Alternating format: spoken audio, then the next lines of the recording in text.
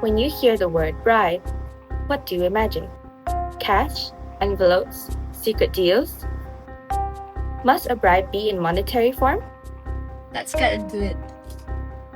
Amir has been skipping classes all semester and did badly in his assignments. He finds out that Daniel is a part of the student committee helping lecturers arrange exam papers.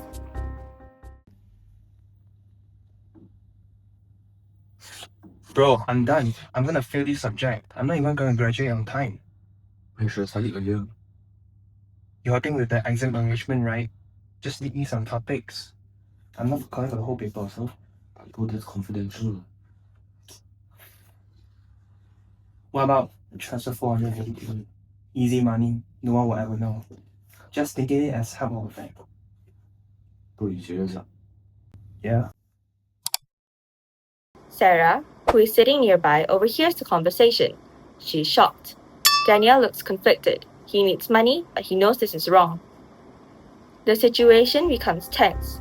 If Daniel agrees, it is bribery and academic misconduct. If he refuses, he might lose his friendship. If Sarah reports it, it could lead to suspension or expulsion. Now, let's take a look at the definition of bribery. According to International Transparency, bribery is defined as the offering, promising, giving, accepting, or soliciting of an advantage as an inducement for an action which is illegal, unethical, or a breach of trust. Inducements can take the form of money, gifts, loans, fees, rewards, or other advantages like taxes, services, donations, favors, etc. Moving on, there are two key forms of bribery, namely active and passive bribery. When a person offers, promises, or gives a bribe, it is called active bribery, whereas when a person requests, receives, or accepts a bribe, it is called passive bribery. Examples of active bribery include bribing a public official in order to be awarded a contract in the briber's favor. Examples of passive bribery include security. A security officer in a company accepts a bribe from criminals to allow access for theft. Today, I will briefly explain the legal framework of bribery in Malaysia.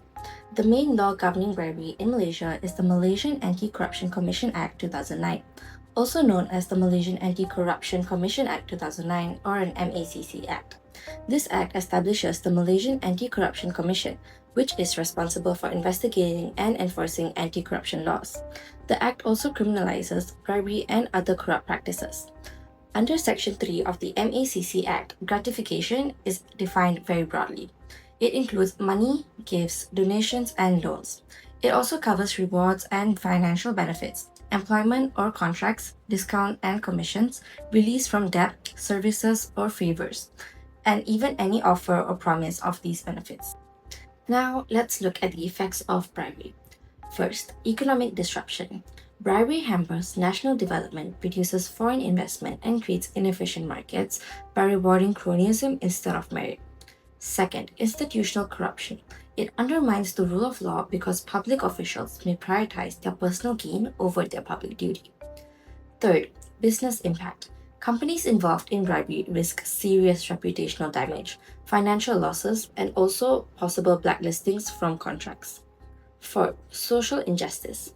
Bribery increases poverty and inequality, making it harder for ordinary citizens to access essential services.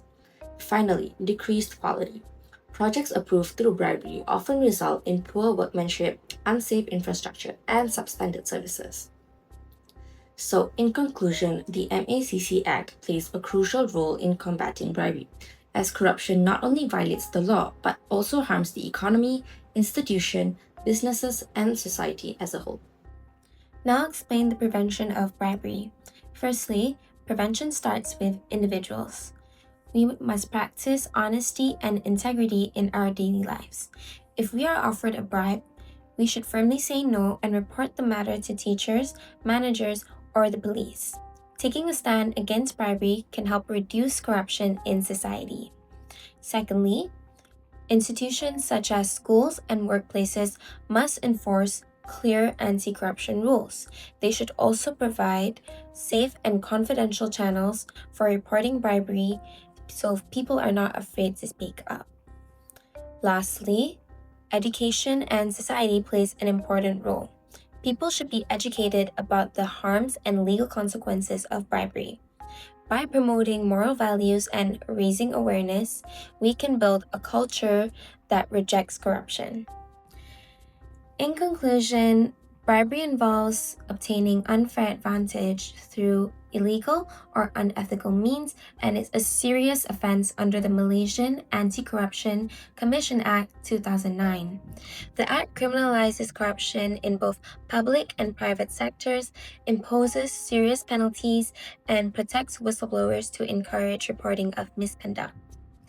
Criminalizing bribery is crucial because it leads to economic losses, weakens trust in institutions, and widens the power gap between authorities and individuals. Preventing bribery is a shared responsibility between individuals and institutions, along with consistent effort of promoting transparency and ethical behavior. Through education, awareness, honesty, and active reporting of bribery, society can build a fairer, safer, and more trustworthy environment.